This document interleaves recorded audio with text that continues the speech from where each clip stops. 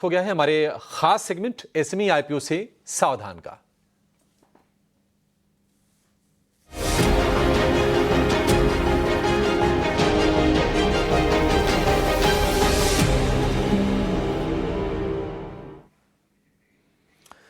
तो SME IPO से सावधान 18 स्वदेश की ये मुहिम है ताकि आप सचेत रहें, आप जागरूक रहें और छोटी कंपनियों में बड़े मुनाफे के चक्कर में कहीं फंस ना जाए।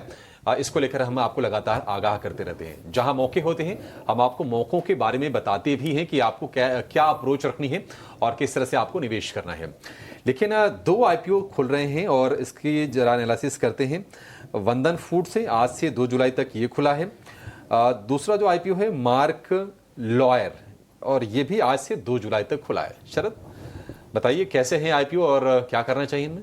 जी बिल्कुल, 5 एसएमई आईपीओ आज भी खुल रहे हैं और आज आखिरी दिन है। कल से नए एसएमई आईपीओ रूल्स भी आ रहे हैं, तो उस पर एक खास चर्चा आज हम जरूर करने वाले हैं। लेकिन सबसे पहले वंदन फूड्स पे बात कर लेते हैं।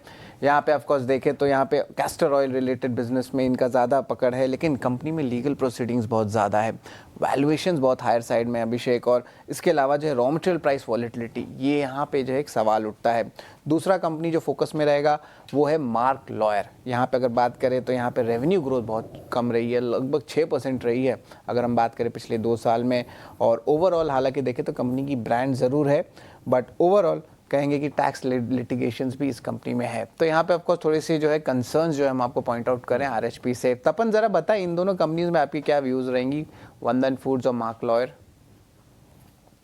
शरद, अगर वंदन फूड्स की बात करना तो उनका बिजनेस मेजोरिटी गुजरात में ही है और बिजनेस मॉडल वीक है। शरद, यहाँ अगर देखें ना, कैस्ट्रोल ऑयल पे काफी सब डिपेंडेंट है और कैस्ट्रोल सीड्स में क्या होता है कि रॉ मटेरियल प्राइसेस का मूवमेंट बहुत आता है, तो उसके वजह से इनके भी मार्जिन ऊपर नीचे काफी रहेंगे। टॉप 10 क्लाइंट्स अगर बात करें तो 61% रेवेन्यू वहीं से ही आ रहा है और लीगल प्रोसीडिंग्स काफी, जैसे आपने बताया, तो वहां से कोई भी एक अभी मटीरियलाइज हुआ तो इनके प्रॉफिटेबिलिटी डायरेक्ट इंपैक्ट आएगा। ऑफिस लीज में भी है और वहाँ रेंटल भी काफ़ी अच्छा जा रहा है। और क्या हो रहा है कि इसमें प्रोडक्ट के अगर बात करें तो काफ़ी नो क्वालिटी में प्रॉब्लम्स आए, कंसर्न्स भी आए, इवन रिकॉल भी करने पड़े, तो वो भी एक प्रॉब्लम है। ओवरऑल अगर ये देखें तो ना ये जो पूरा सेगमेंट है ना वो काफ़ी वल्नरेबल है क्योंकि कोई भी एंटर हो सकता है। और आईपीओ का वैल्यूएशन देखो तो ऑलमोस्ट 25 टाइम्स फाइनेंशियल 24 का पी है, तो वो ऑन अ हायर साइड है, तो ये अवॉइड है मेरे लिए वंदन फूड यहाँ से फॉर आईपीओ। और मैक लॉयड की फैशंस की बात करूँ तो उनका भी अगर आप ग्रोथ देखो ना तो पिछले 3 साल से ना ऑलमोस्ट 6% का CAGR है, जो बहुत ही कम है एसएमई के लिए। पूरा आउटसोर्सिंग है और at the end of the day no उनके जो कॉम्पिटिटर्स है वो बाटा, मेट्रो, रिलैक्सो, ये सब बड़े बड़े कॉम्पिटिटर, तो उनके सामने टिकना थोड़ा प्रॉब्लम है। और ये जो सेगमेंट है यहाँ मार्जिन इजीली बढ़ता नहीं है, रिस्क भी है, अनऑर्गेनाइज प्लेयर्स आराम से आ सकते हैं और इन्वेंट्री काफी रखनी पड़ती है। 800 से ज्यादा प्रोडक्ट्स के उनको इन्वेंट्री रखनी पड़ती है। इनके भी लिटिगेशन है, पेंडिंग केसेस चल रहे हैं।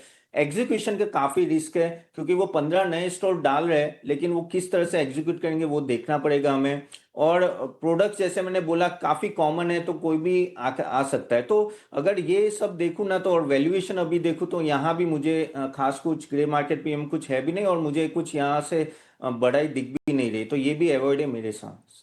ठीक है, ये दोनों के दोनों अवॉइड हैं, बट इन 2 के अलावा 3 और आईपीओ जो आज से खुल रहे हैं, नाम मैं बता देता हूं।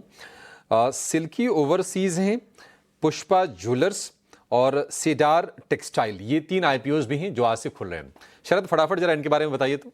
जी बिल्कुल, सेडार टेक्सटाइल की बात करें तो कंसर्न्स में जो है डेट लेवल्स बहुत ज़्यादा है और टेक्सटाइल स्पेस में अभिषेक की कंपनी है, तो यहाँ पे ऑफकोर्स वॉलिटिलिटी रहेगी और बांग्लादेश के साथ एक्सपोजर भी है, तो यहाँ पे ऑफकोर्स थोड़ी जो है सवाल उठती है कि इनकी रेवेन्यू आगे से आएगी कि नहीं, तो वॉलिटिलिटी जो है आपको रेवेन्यू साइकिल में देखने मिलेगा। पुष्पा ज्वेलर्स की बात करें, ये जो है of course Calcutta based jewellery company है और यहाँ पे देखें तो लार्जली इनका अपना ब्रांड ज़्यादा है नहीं, डायरेक्ट कंज्यूमर डिमांड उतना है नहीं, लिमिटेड प्राइसिंग पावर है क्योंकि उनके ब्रांड जो है डायरेक्ट नहीं है, थिनर मार्जिन्स हैं जहाँ पे हमने चेक किया आरएचपी में, और वर्किंग कैपिटल वो ज़्यादा है।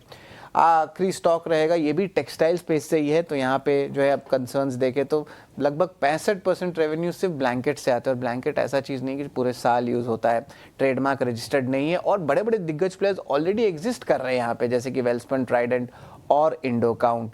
एक्सपोर्ट सेगमेंट में लेकिन थोड़ी सवाल जरूर उठ रही है, खास करके जो करेंसी फ्लक्चुएशन है और ट्रेड बायर्स है और कॉन्ट्रैक्ट लेबर्स पे भी जो है हायर डिपेंडेंसी है। तो ये 3 अहम एसएमई आईपीओज हैं जहाँ पे कंसर्न्स हमें दिख रहे हैं। तपन बताएं तो इन 3 में आपकी क्या राय रहेगी? जी शरद, अगर सीडा टेक्सटाइल की बात करना, उनका आप देखो तो रेवेन्यू बहुत वॉलेटाइल है। अगर नो काफ़ी वॉलेटिलिटी है, कभी कभी 2023 में 40% रेवेन्यू गिर गया था। और ना उनका डेट बहुत हाई है, 5.8 डेट टू इक्विटी रेशियो बहुत हाई है, और इससे वजह से इंटरेस्ट कॉस्ट काफ़ी बढ़ता रहेगा। इनका textile business as such no, ये बिजनेस नो काफ़ी फ्रेगमेंटेड है, और नो ओवरऑल इसमें मार्जिन एक्सपांशन नहीं होता है। सिंगल मैन्युफैक्चरिंग लोकेशन है इनका, और कस्टमर कॉन्सेंट्रेशन भी है, और प्लस पावर कॉस्ट और नो सप्लाई इश्यूज भी काफ़ी रहे इनके साथ। और डिपेंडेंस जैसे आपने बताया कि बांग्लादेश एक्सपोर्ट का है, तो वहाँ अपने रिलेशन ऐसे भी बांग्लादेश के साथ इतने अच्छे नहीं है, तो वो भी एक बड़ा रिस्क है। लॉजिस्टिक्स के कुछ चैलेंजेस है, डिस्ट्रीब्यूशन के भी चैलेंजेस है। तो ओवरऑल अगर आप लिमिटेड ऑपरेशन हिस्ट्री देखो और नो जिस तरह से वैल्यूएशन है, तो ये सीधा टैक्स है मेरे लिए अवॉइड होगा। पुष्पा ज्वेलरी की हम लोग बात करें तो पुष्पा ज्वेलरी बिजनेस जो काफ़ी गोल्ड प्राइसेस पे डिपेंडेंट होता है, उसकी वॉलेटिलिटी की वजह से इनके मार्जिन ऊपर नीचे होते हैं। कैपिटल रिक्वायरमेंट बहुत है इस कंपनी में, और थोड़ा लार्ज आईपीओ है, तो लिक्विडिटी का थोड़ा ओवरहैंग यानी सप्लाई ओवरहैंग यहाँ आगे जाके रह सकता है। खुद की कोई ब्रांड नहीं है, तो प्राइसिंग कह सकते हैं ना कि मार्जिन एक्सपेंशन कम दिख रहा है, क्योंकि लिमिटेड प्राइसिंग पावर रहता है, और कुछ कुछ कस्टमर पे कंसंट्रेशन है। और एक्सपोर्ट मार्केट में भी इतना कंसिस्टेंसी नहीं है, कभी होता है, कभी अच्छा रहता है, कभी कम रहता है। क्योंकि कंपटीशन यहाँ है और रेगुलेटरी चैलेंज भी है, प्लस गोल्ड प्राइसेस पे डिपेंडेंट है, तो ये भी पुष्पा ज्वेलर्स मेरे लिए अवॉइड होगा।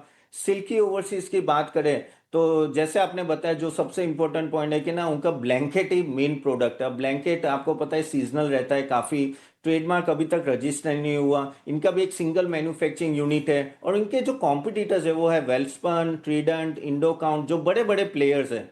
एक्सपोर्ट में भी काफ़ी रिस्क रहता है, क्योंकि नो करेंसी में फ्लक्चुएशन रहता है। और जो ब्रांड रिकॉल कह सकते हैं कि ऐसी कोई बड़ी ब्रांड नहीं है कि नाम से बिक जाए। तो डिपेंडेंसी कॉन्ट्रैक्ट लेबर पे इतना सारा है इनका, क्योंकि ये उस बिजनेस में आई थिंक यहाँ भी एक आगे जाके वो मेजर इशू हो सकता है। तो ओवरऑल यहाँ भी मुझे वैल्यूएशन कंफर्ट नहीं आया, तो ये भी सिल्की ओवरसीज लिमिटेड भी मेरे लिए अवॉइड होगा। ठीक है, सिल्की ओवरसीज को भी अवॉइड करने की सलाह है, तो 5 के 5 आईपीओज और सारे अवॉइड।